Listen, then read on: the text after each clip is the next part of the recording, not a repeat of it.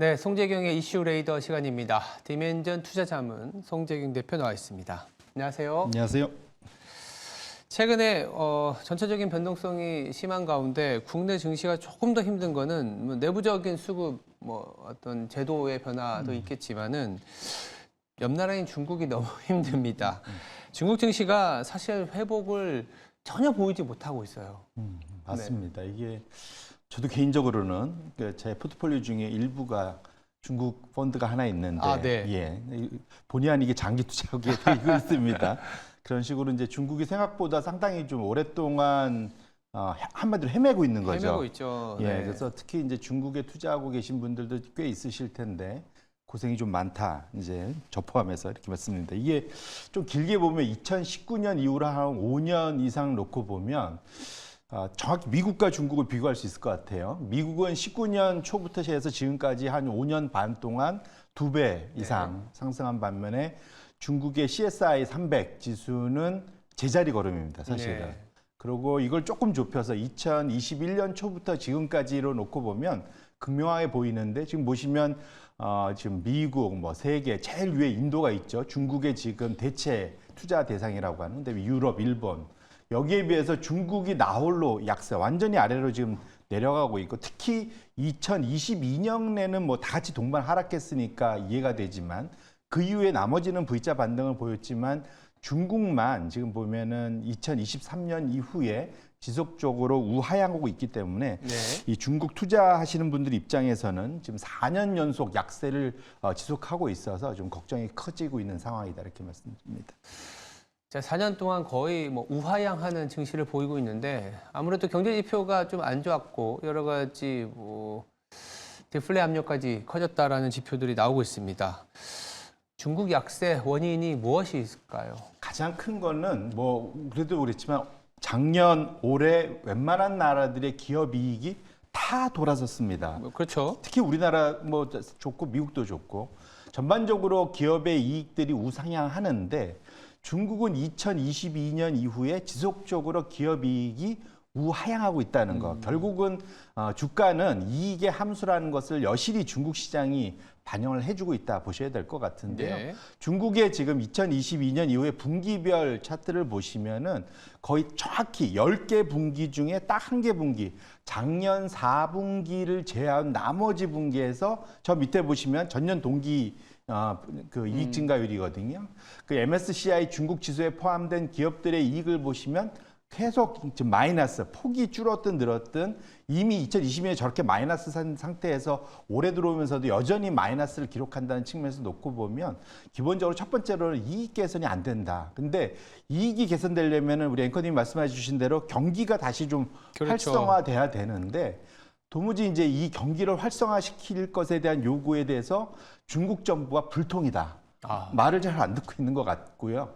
그런 측면에서 보면 이 부동산발 경기 침체, 소비 둔화, 여기에 대응하기를 원하는 투자자들의 그런 바람에 대해서 이 부양책을 내놓을 그러한 중국 정부의 움직임이 거의 보이지 않는다는 것이 투자자들이 상당히 실망하면서 중국 시장을 좀 떠나가고 있다 봐야 될 것 같고, 결론적으로 이러다 보니까 비교적 해외 글로벌 IB들 중에 중국의 상당히 우호적인 대표적인 증권사들이었던 JP모건, 노무라, UBS 이 최근 한 달 사이 대부분 다 중국 시장 자체를 매수해서 중립으로 다 줄줄이 투자 의견을 하향했다는 측면에서 놓고 보면 이 전반적인 투자 심리나 분위기 자체가 이게 돌아설 기미가 당분간은 좀 보이지 않는 상황인 것만은 분명하다, 이렇게 말씀드립니다.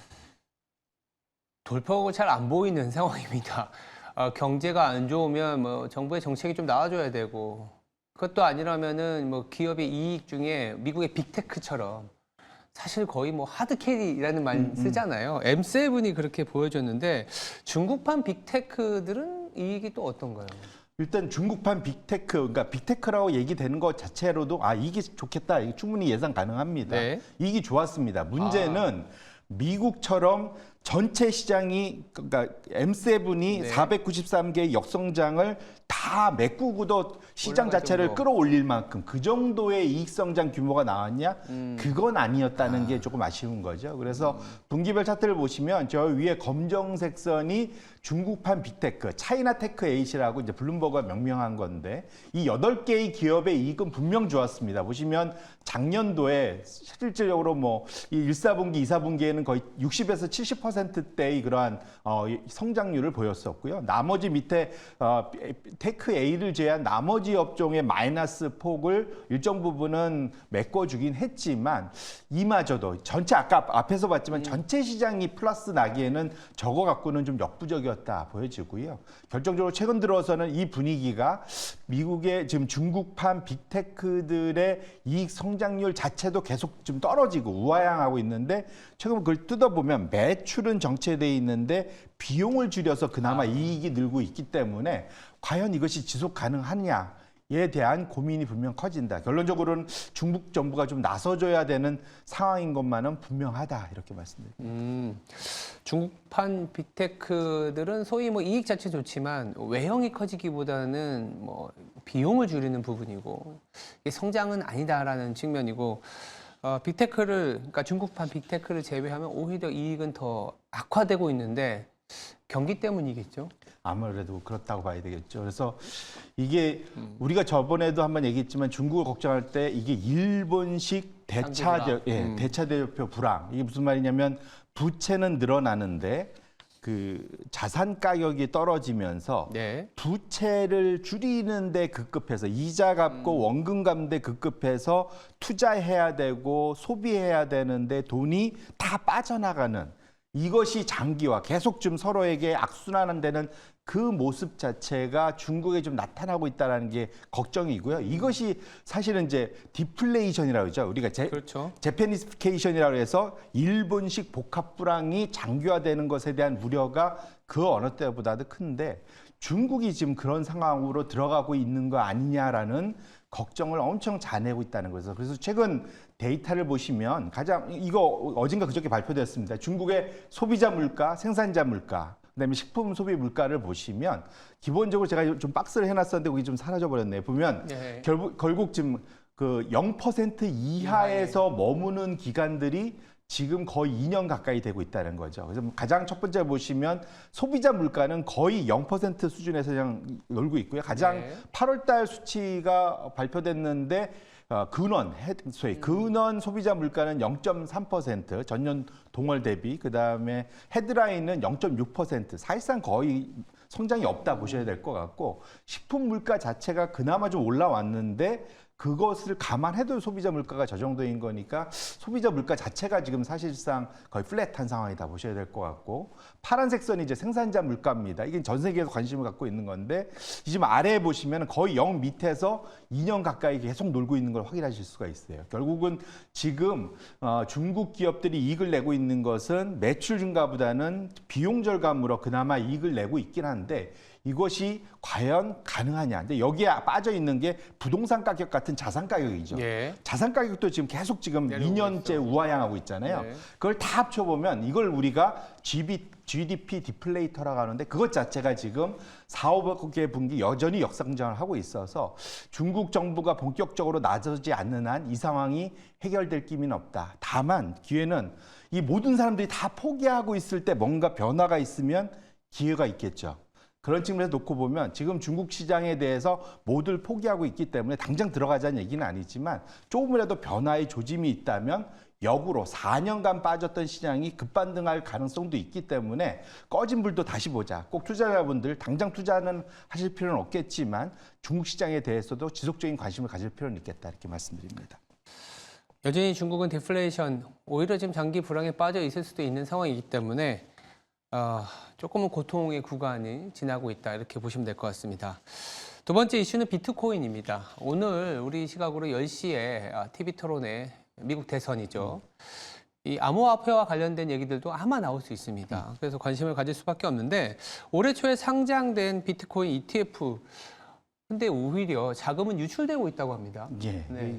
제가 이제 비트코인을 보는 거는 제 개인적으로 비트코인 투자자가 아니기 때문에 비트코인을 보는 걸 일종의 플락시로 보는 게 네. 시장의 투자 심리, 네. 유동성의 흐름 이제 그렇죠. 이런 걸로 저는 이제 비트코인을 열심히 보고 있는데 사실 최근 들어서 특히 말씀드린 비트코인에 투자되는 자금 자체가 빠졌다는 건 상당히 좀 의미가 있는 것 같습니다. 올 1월 달 이후에 지속적으로 비트코인이 ETF가 상당히 자금을 많이 유입을 하고 사실은 비트코인 가격도 연초에 한 30% 올랐습니다. 네. 사실은 나쁘지 않았는데 최근 한 8일 동안 연속 8일 동안 이렇게 지속적으로 비트코인에서 자금 유출이 12억 달러 이상 많이 빠졌던 경험은 흔치 않다. 그래서 이렇게 놓고 보면 비트코인 투자자분들은 이것이 금의 대체 수단이다라고 생각도 하시고 일정 부분 안전자산이라도 생각을 하시는데 적어도 최근의 흐름을 보면 시장이 흔들리는 상황에서 비트코인도 같이 흔들렸다는 측면에서 놓고 보면 상당히 좀 안전자산으로서의 그런 각광, 대체 자산으로서의 각광 이런 것은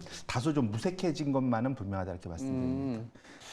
저기 유출된 구간을 보니까 이 미국의 민주당 대통령 후보가 교체되고 나서 해리스 후보가 올라온 기간하고 비슷하네요. 맞습니다. 이게 확실히 트럼프 자체가 암호화폐 대통령이 되겠다. 그러니까요. 이렇게 하면서 트럼프가 등장하고 또 바이든과의 토론회 이후에 트럼프 지지율이 급등했을 때 암호화폐 가격이 좀 좋았었는데 최근 들어서 해리스로 교체된 이후에는 해리스가 상대적으로는 좀 계속 지지율이 좋았습니다. 오늘 이제 변곡점이 있을 수 있을 텐데 이러다 보니까 또 더욱이 해리스는 암호화폐에 대해서 어떠한 명확한 정책을 내놓지 않고 있어요. 이게 좋다고 하는 건지 나쁘다고 하는 건지.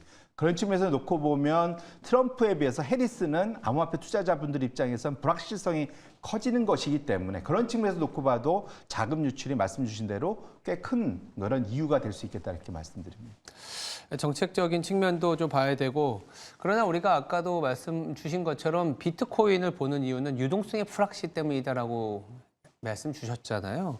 유동성이 결국 비트코인 가격의 가장 중요한 요인이겠죠. 맞습니다. 왜냐하면 비트코인을 들고 있다고 갑자기 돈이 생기는 건 아니잖아요. 네. 그러니까 무슨 말이에요? 배당을 주는 것도 아니고 이런 그렇죠. 기본적으로 주식이나 채권은 그 배당이 나오지 않습니까? 이자가 나오고 그런 면에서 보면은 이런 원자재 속성을 가진 비트코인 입장에서 놓고 보면 시장의 수요, 수급에 의해서 움직이고 그 수급은 시장의 유동성에 의해서 움직이기 때문에 그래서 제가 비트코인을 보는 이유가 시장의 순유동성의 흐름을 보기 위해서 본다 말씀을 드렸는데 제가 여러 번 보여드렸던 차트인데 연준이 관리하는 미국의 순유동성 지표 그것과 그 비트코인의 가격이 정확히 같이 변곡점에 일치하면서 움직인다는 거 보실 수 있는데 네. 짙은 파란색 선이 제가 늘 보여드리는 연준이 관리하는 순유동성 지표 네. 그다음에 녹색 선이 비트코인인데 보시면은 움직임이 어떻게 보이실까요? 거의 비슷하네요. 거의 똑같다. 왜냐하면 네. 제가 그러니까 높낮이를 말씀드리고 싶은 게 아니라 변곡점이 그러네요. 거의 같다라는 측면에서 놓고 본다면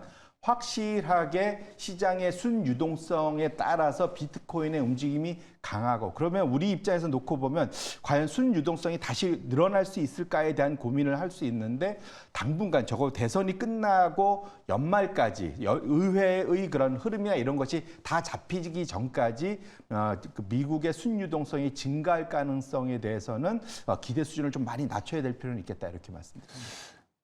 잘 보니까 그 미국의 순유동성이 우하향하는 그 구간이 글로벌 증시의 변동성하고도 조금 맞닿아 있는 것 같아요. 예, 맞습니다. 아무래도 돈이 풍성풍성하면 아무래도 투자자들의 위험 선호 심리도 높아지고 이럴 텐데 그래도 비트코인보다 그나마 좀 버텼던 게 주식시장입니다. 네. 근데 주식시장 중에서 이런 순유동성이 가장 영향을 많이 받는 거 비트코인과 연관성이 가장 큰 지표가 어디 지수가 뭐냐면 나스닥 100입니다. 우리나라 투자자분들 제일 좋아하시는 QQQ.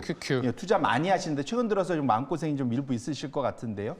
여전히 이 순유동성 지표와 비교했을 때 사실은 5월 달 이후에 그 이전에는 거의 변곡점이 같았다가 5월 달 이후에는 나홀로 나스닥 100 강세가 갔었습니다.